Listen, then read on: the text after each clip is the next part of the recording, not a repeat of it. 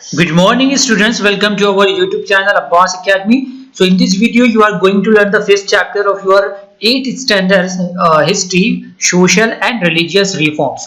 Before starting this chapter formally I will अभी तक के 4th chapter तक के आपने क्या सीखा कि अंग्रेज आए, अंग्रेज सबसे पहले एज अ ट्रेडर इंडिया में आए, they discover the sea route to India, वो ट्रेडिंग करते रहे इंडिया के साथ पीसफुली फ्रॉम 1498 1498 में 1498 में वास्को डिगामा ने discover the sea route to India. Sea route किसने डिस्कवर किया? वास्को डिगामा ने 1498 1498 से 1757 मतलब जो भी साल आता है 250 साल के करीब वो पीसफुली ट्रेड करते रहे इंडिया के साथ। उसके बाद उन्होंने धीरे धीरे इंडिया की इंटरनल सिचुएशन मॉनिटर की। So they observe that the Indians were disunited, तो उसका ही एडवांटेज अंग्रेजों ने लिया और they one by one each regions को हमने 3rd and 4th चैप्टर में देखा। सबसे पहले बंगाल पे अटैक किया। Battle of Plassey was the first battle that fought between the Indians and the Britishers. अंग्रेजों के साथ इंडियंस की जो पहली जंग थी वो बैटल ऑफ प्लासी थी 1757 में हुई। उसमें उन्होंने सिराजुद्दौला को हराया तो उनको कॉन्फिडेंस मिला। उसके बाद धीरे धीरे हर एक रीजन को कैप्चर करते गए, कब्जा करते गए और आखिर में मराठा को भी उन्होंने हरा दिया और इस तरीके से all of mostly part of India पे उन्होंने कब्जा कर लिया। फिर हो गया 7 हमने 4th चैप्टर देखा जो कि आपका 4th चैप्टर क्या था? Struggle of freedom struggle of 1857, यानी कि आजादी के लिए अंग्रेज अब इंडियंस को ये लगा कि उन्होंने बहुत ऑपरेशन हो रहा, उन पे बहुत अत्याचार हो रहा, तो इंडियन उठने लगे क्योंकि वो अंग्रेज फार्मर्स का एक्सप्लॉयटेशन करते थे। कमर्शियलाइजेशन ऑफ एग्रीकल्चर उन्होंने इंट्रोड्यूस किया। इसकी वजह से इंडियन फार्मर जॉबलेस हो गया, उसका लैंड भी चला गया, वो बेरोजगार हो गया, फेमाइन आ गया, भुखमरी आ गई इंडिया में, इंडिया की इकोनॉमी तेजी से डिक्लाइन हो रही। तो इंडियंस ने अंग्रेजों के खिलाफ आवाज उठाई। अब फ्रीडम स्ट्रगल ऑफ 1857 में देखा हमने। लेकिन वो वॉर अंग्रेजों के साथ पहली वॉर थी, लेकिन इंडिया बहुत ही कम इंडियंस में थे, उसमें सिर्फ नॉर्थ इंडियन के लोग ही थे, जिसकी वजह से और वो अच्छी वेल प्लान नहीं थी, उसमें एजुकेटेड इंडियंस का सपोर्ट नहीं था। इस वजह से हमने 1857 का रिवॉल्ट हम हार गए। तो यही कारण के इंडियंस ने मीटिंग करी कि हम हमारी जो बैकवर्डनेस है, why we lost that war of 1857 because we were not educated, our mostly Indians were not educated. So सब यहाँ से क्या स्टार्ट हुआ कि सोशल एंड रिलीजियस रिफॉर्म्स। तो यहाँ से सोशल एंड रिलीजियस रिफॉर्म के उन्होंने कारण दिखा कि हमारे जो इंडियंस है अनएजुकेटेड बहुत ज्यादा है, इलिटरेसी इंडिया में बहुत ज्यादा है, राइट, पढ़े लिखे इंडिया में नहीं है। They have the lot of superstition, blind faiths, etc. So in this chapter हम देखेंगे कि इंडियंस ने रियलाइज किया, the modern educated Indians became aware that the backwardness of the India was due to superstitions, casteism, old custom, class system and lack of critical outlook. अब ये superstitions क्या है? Superstition means अंधविश्वास कि काली बिल्ली चले गई तो अब अभी हमारा अच्छा टाइम नहीं रहेगा, लाइक कास्टिसिज्म है ना, ओल्ड कस्टम एक्सेट्रा।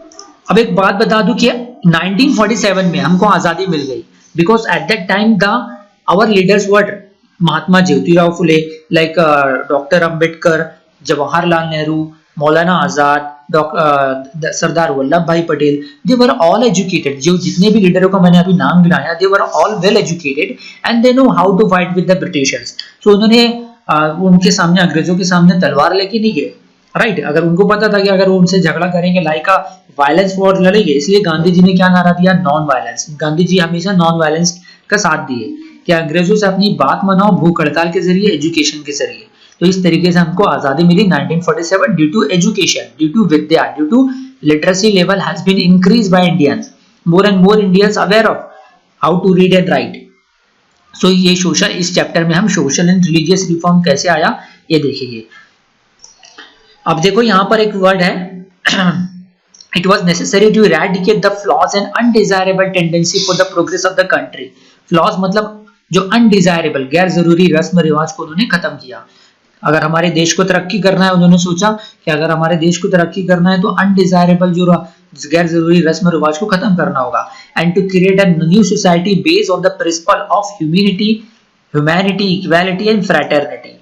ये हमारे प्रियम्बल में भी है। The educated thinkers started social awareness through the writing to solve the various problems in the society.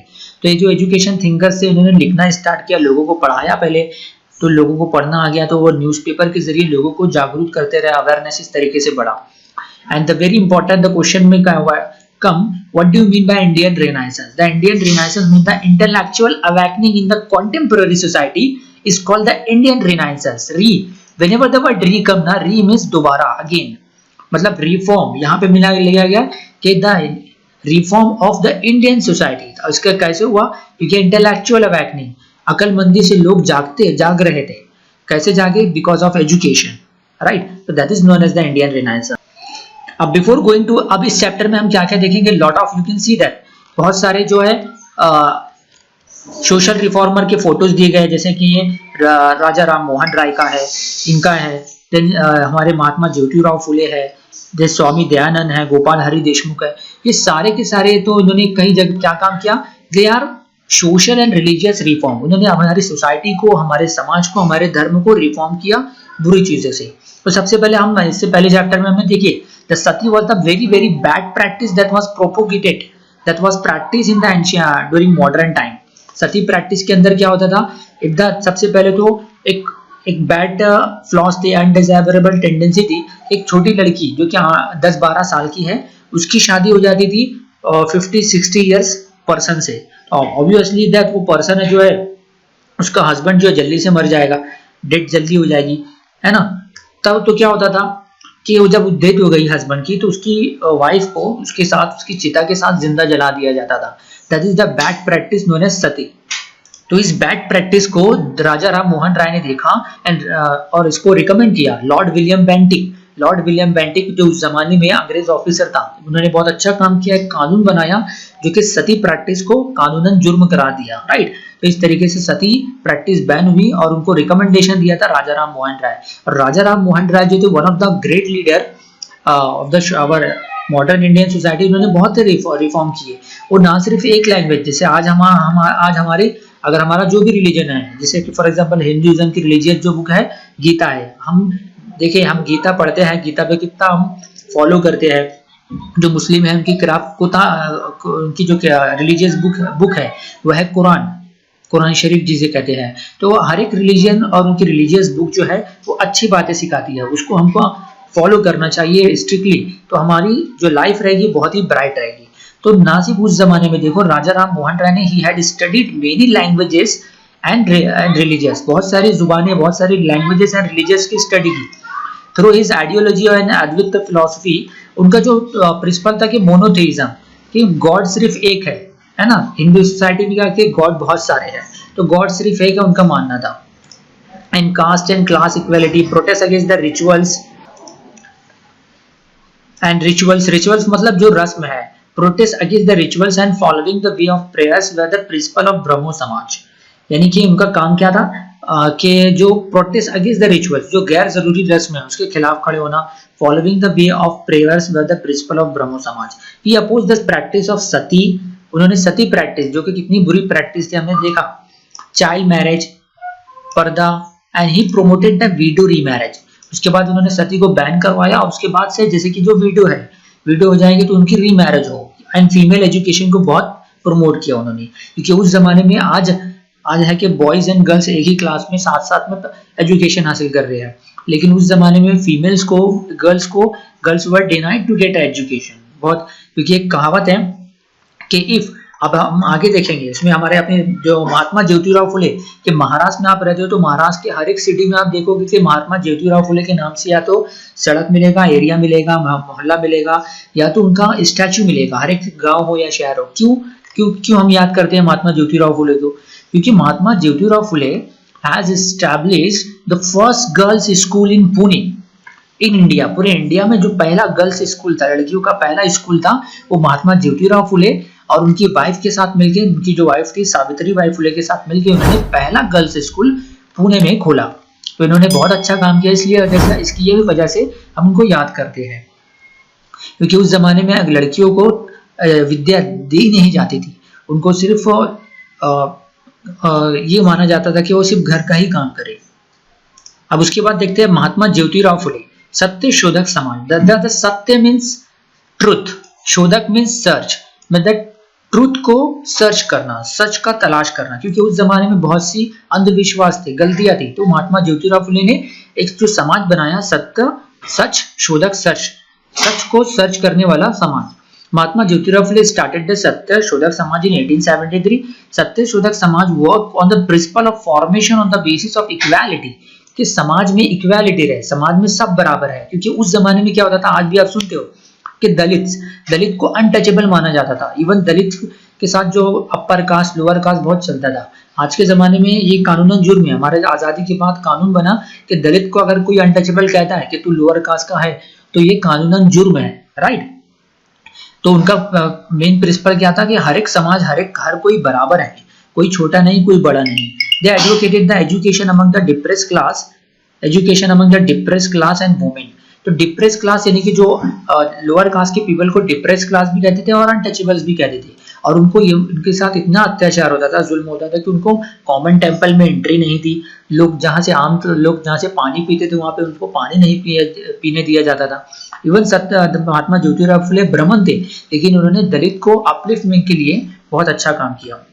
उन्होंने बहुत सी बुक भी लिखी, गुलामगिरी, ब्रह्मांचे कसब, शेतकऱ्याची असोड एंड सार्वजनिक सत्य धर्म। He severely criticized the tradition and custom that made the discrimination between the man and woman, or rather human being himself. इसके अलावा जो मेल फीमेल में, औरत आदमी में जो डिफरेंस होता था, क्योंकि उस जमाने में लड़कियों को तालीम नहीं दी जाती थी, मैंने बताया, और उन्होंने पहली स्कूल बनाई तो उनका बाइकाट भी हुआ, लेकिन उन्होंने इसके खिलाफ खड़े हुए और एक बहुत अच्छा काम किया उन्होंने। देन अब देखते हैं, अब तो हमने सोशल रिफॉर्म देखा, आप कुछ रिलीजियस रिफॉर्म देख लेते हैं। आर्य समाज आर्य समाज के जो फाउंडर थे, the founder of the Arya Samaj was Swami Dayanand Saraswati. उनका ये मानना था कि देयर इज नो कास्ट। उनका ये है, ancient Vedic religion is true and religion which has no place of casteism. उनका ये मानना था कि रिलीजन में, मजहब में, धर्म में कोई कास्ट नहीं है, यानी कास्ट हर कोई बराबर है। He asserted that there should be a gender equality. You know, the gender equality means male and female are equal, and go back to Vedas was the slogan of the Arya Samaj. Then Ramakrishna Mission. The Ramakrishna Mission was established by the Swami Vivekananda and a close disciple of the Ramakrishna Paramahansa. In 1897, Ramakrishna worked for the service to the society. कि उन्होंने, उनका ये मानना था कि लोगों की खिदमत की जाए, लोगों को की सर्विस की जाए, that is the service of the God. फिर उन्होंने बहुत सारे, उन्होंने क्या किया, the mission work for the providing help to the famine striking people, patient, medical help to the poor, female education and spiritual growth. लोगों में तो स्पिरिचुअल मतलब आत्मशक्ति, जो उनकी जो इंटरनल पावर है वो बढ़ाई जाए। देन उनका एक बहुत बड़ा इंपॉर्टेंट है जो कि स्लोगन है, arise, awake and stop not till the goal is achieved, was the message given by him to the Indian youths।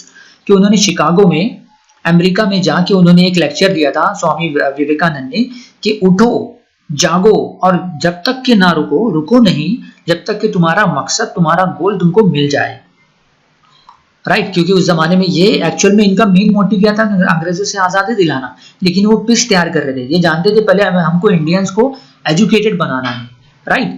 तो उनका बहुत ही enthusiastic slogan है, मोटिवेशनल slogan है, rise, awake and stop not till the goal is achieved। जब तक कि तुम्हारा मकसद ना मिले, गोल ना मिले, रुको मत। सो यहाँ पे एक लास्ट देखते हैं, religious reform among the Muslims.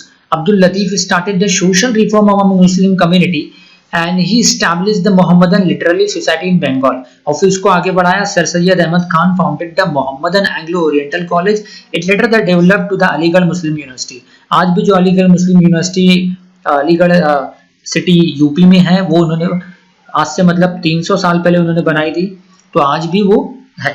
उन्होंने मुस्लिम सोसाइटी में एजुकेशन लेवल बढ़ाने के लिए कहा। इस तरीके से movement in Hindu society in 1952 Hindu Mahasabha was established to give a respectable position to the Hindus community. Pandit Madan Mohan Malaviya led the foundation of Banaras Hindu university. Now we will see the exercise question. First, that establish the Ramakrishna mission. Ramakrishna mission किसने किया? Swami Vivekananda, right. The Anglo-Mohammed Oriental College was established by the Sir Syed Ahmad Khan first. The depressed class mission was founded by the Maharshi Vitthal Ramaji Shinde, जो मैंने explain नहीं किया, Maharshi Vitthal Ramji Shinde. Next is the Raja Ram Mohan Roy organisation, Brahmo Samaj उन्होंने establish किया। उनका newspaper Samvad Kaumudi, work of the organisation, ban on the practice of sati. Name of social reformer, Arya Samaj, Pandit Dayanand Saraswati ने Arya Samaj founded किया था। न्यूज़पेपर या बुक उनका नाम क्या है? Satyarth Prakash, the book written by him, written by the Swami And work of the organization, gender equality. Mahatma Phule organization, Satya Sodak Samaj, newspaper Gulamgiri. Work of the organization, gender equality, या फिर बोल सकते हैं the first girls school in open the first girls school in Pune.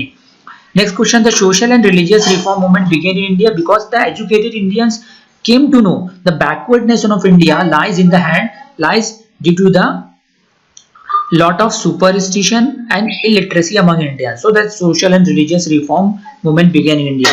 Mahatma Phule conducted a strike of barbers. ये क्यों किया? Barber मतलब जो कि बाल काटते हैं. Because you can see that Mahatma Phule established the Bal Hatya Pratibandhak group in his own house, and he conducted a strike of barber against the custom of shaving of the heads of the widows. क्योंकि widows जो हो जाती थी उनके भी, जैसे आपके Hindu society में कि मेल सारे बाल निकालते तो उस वक्त तो फीमेल भी बाल निकालते थे. So that's why he conducted a strike of barber against the custom of shaving of the heads of widows. You can write this answer. So I hope you understand. So don't forget to subscribe our channel and like this video, and do not forget to press a bell icon.